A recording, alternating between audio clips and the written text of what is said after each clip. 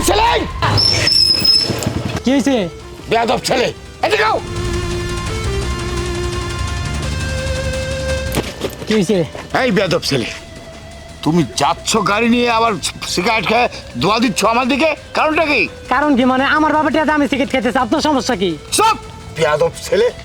আরে তোমার বাবা আমার ছাত্র ছিল, তোমার বড় ভাই আমার ছাত্র ছিল, ওরা কখনোই বেয়াদবি করতো না। আর তুমি কিনা 2 দিনের ছেলে হয়ে আমার সাথে বেয়াদবি করছো, রাস্তা দিয়ে সিগারেট খাইতে খাইতে যাচ্ছ, আবার আমার মুখে দোয়া দিচ্ছ, বেয়াদব ছেলে কোথাকার। আর এই তোমার বাবা যখন আমার ছাত্র ছিল না, সাইকেল দিয়ে যাওয়ার সময় দাঁড়িয়ে নেমে আমাকে সালাম দিয়ে তারপর রাস্তা দিয়ে যেত, সাইকেল দিয়ে যাওয়ার সাহস পেত না। আর তুমি কিনা মোটর সাইকেলে যাচ্ছ আর দোয়া ফুকতে ফুকতে যাচ্ছ, তাই না? আগের দিন বাগে খাইছে।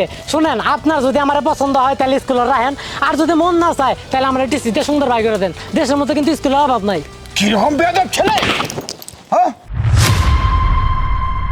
চুপ, বেয়াদব ছেলে, মুখে মুখে তর্ক করে। হাই ভাই সব, তোর এক পা গেছে কবরে, আর তোর গায়ের কি জোর? ওই তোর কি মাথা থেকে পা পর্যন্ত পুরাটাই কইছে রে? তুই তো আমার বাইরে চিনোস না, তোর আইন আমি এনি টাইম খাই ফেলামু। আর তুই ছাত্রকে হাত দিছিস না, তোর নামে তো পুলিশ কেস হবো। আমি আইতেছি, তুই দাঁড়া। আরে স্যার, আপনি এখানে কি করছেন? শুধু শুধু নিজের মান-ইজ্জত ডোবাতে এসেছেন? স্যার, এই ছেলেটা ক্লাসের সবচাইতে বড় বেয়াদব, বলতে পারেন টপ বেয়াদব। ও তো কাউকেই মানে না, ক্লাসের পড়াশোনা ঠিকভাবে তো শেখেই না, উল্টো মেয়েদেরকেও ডিস্টার্ব করে, সাথে আমাদের মেয়ে টিচার যারা আছি তাদেরকেও ডিস্টার্ব করে। স্যার, তাই বলছিলাম কি, শুধু শুধু তর্কে জড়ানোর কোনো দরকার নেই। চলেন স্যার, আমরা এখান থেকে চলে যাই, অন্যথায় ওর ভাই আসলে এখানে আরো ঝামেলা বাড়বে। না, আমি এখন যাচ্ছি না, আমি আর শেষ দেখা দেখে যাব। ভাই, এই যে বুইরা মাস্টারটা আমার মারছে। স্যার, সমস্যা কি আপনার? আমার মনে হয় আপনি ভুলে গেছেন, আপনি যে স্কুলটাতে চাকরি করেন সেই স্কুলটা আমার দাদা প্রতিষ্ঠা করেছিল। সেই স্কুলের জায়গা জমি সব কিছু কিন্তু আমার ফ্যামিলি দান করেছে। আপনারা স্কুলে বসে কি ঘাস কাটেন? এই বেদবটা কিচ্ছু শেখাতে পারেননি। আরে ভাই, তুমি আমার মারতেছো কেন? চুপ! আর একটা কথা বলবি না, বেয়াদব। লেখাপড়া বাদ দিয়ে রাস্তাঘাটে এইসব করে বেড়াস, তোর জন্য লোকজনের কাছে মুখ দেখাতে পারি না। এলাকার ময় মুরব্বী মানুষটা সবার সামনে সিগারেট টানিস। এই, তোর বয়স হয়েছে কতটুকু? আমাকে দেখ, এত বড় হয়েছি কখনো সিগারেট ছুঁয়ে দেখিনি।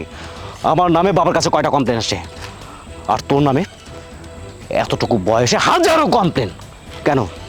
দেখ, নেক্সট টাইমে যদি তুই এরকম ভুল করছিস, লেখাপড়া অফ করে গ্যারেজে বসিয়ে দেব।